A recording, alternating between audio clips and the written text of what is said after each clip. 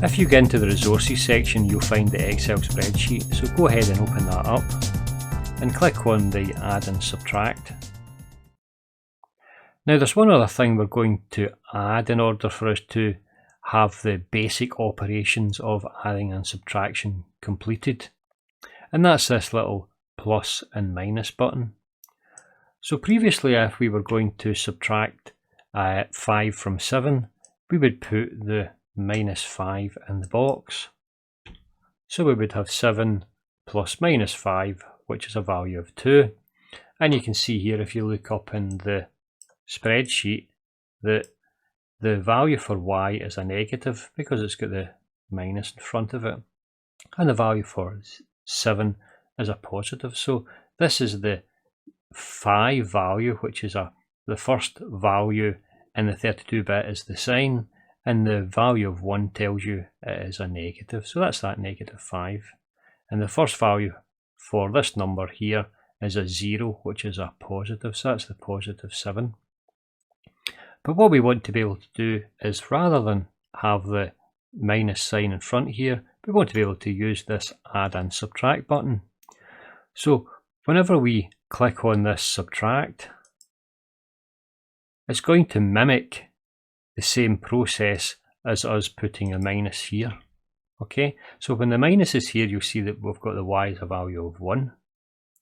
So whenever we press the minus sign here, then again, it's going to put the value of minus 5 in for y. So let's go ahead and we'll have a look at this in our little bit of mathematics that shows this. So previously, what we were working with was x, and this would be a plus, and we'd have x here, and this would be a plus. So in effect, this here represents the little button. But now the button's changed to a minus.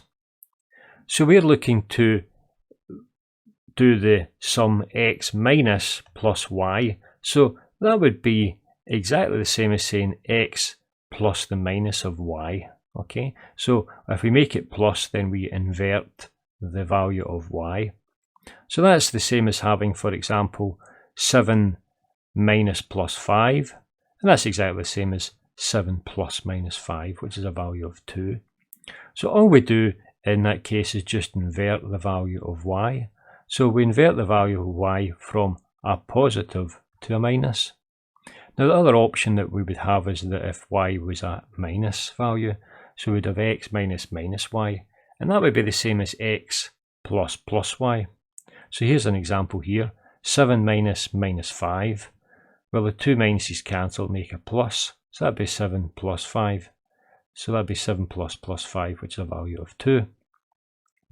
So we already have this built into our algorithm. So in our algorithm, we already know and we have implemented the subtraction as adding the negative of a number. So the mechanics of the subtraction have already been built in and taken care of in our algorithm. So to implement the subtraction button, all we need to do is negate the y value.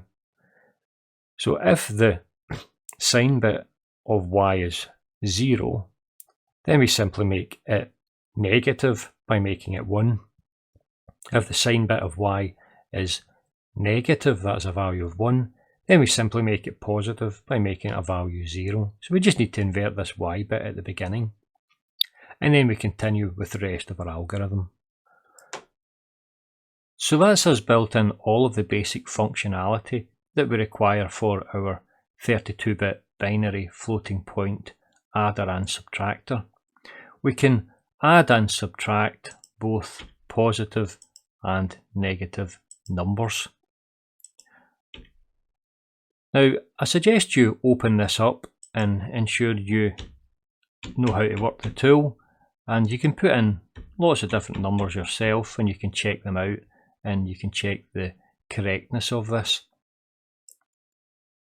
And also note that you can put the numbers in exponential format, so 1e to the 20, say for instance, and we add on 1e to the power of 20, and you see we get 2e to the 20. But there's still a bit of work we're going to have to do. This doesn't cater for subnormal numbers. It doesn't cater for special values. So for example, if I was to make this a minus sign, you can see that we've got 1e to the 20 minus 1e to the 20. So that should give us a value of 0. But look at the value it gives us, some nonsense. So that's not been built into the functionality here yet. And we've not looked at rounding either, so rounding bits have not been used. And finally, we haven't covered any idea of the precision that we have whenever we add these numbers together. But these are things that we'll work out as we start building up our adder and subtractor in Logisim. So in the next video, we'll go ahead and we'll summarise everything we've got for our algorithms, and we'll try and come up with a particular architecture that we're going to work with. And we'll start building that architecture up in Logisim, and we'll build up the basic adder and subtractor that we see modelled here in Excel VBA within Logisim. And then after that, we'll add in the ideas of our subnormals, our special values, our rounding and our precision. So that's all for this video. Thank you for listening. I'll get you on the next video. Goodbye.